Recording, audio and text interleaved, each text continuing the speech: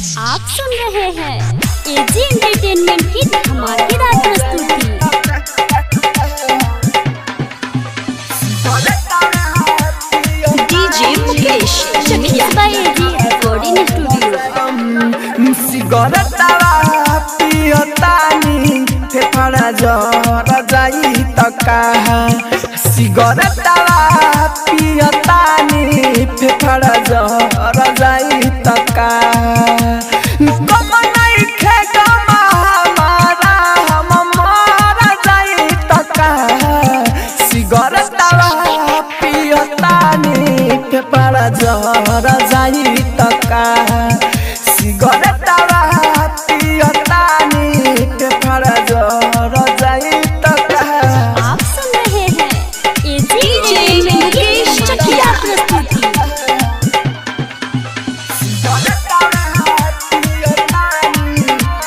Mix by AG recording studio.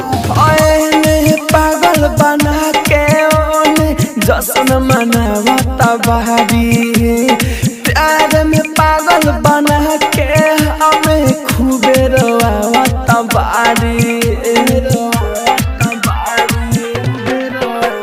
ओए पागल बना के ओने खूबे रोवावत बारी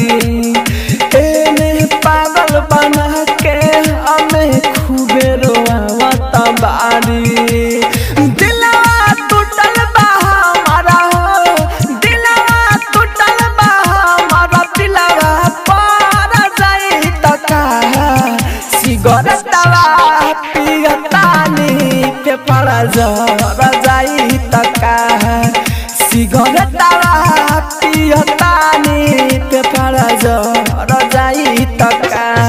आप सुन रहे हैं एजी एंटरटेनमेंट की धमाकेदार प्रस्तुति।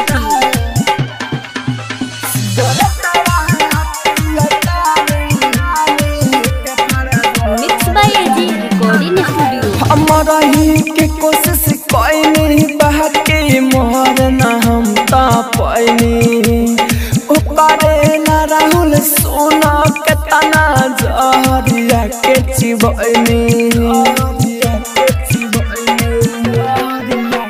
हमारा ही के कोशिश कोई नहीं बहके मोहर न हम ता पैनी ओकरे ना राहुल सोना के तना जहरिया के चिबैनी मीठो मिसाइल सुबोध हो मीठो मिसाइल सुबोध हालत बिगड़ जाई त कहा सिगरेटवा पियतानी फेफड़ा जर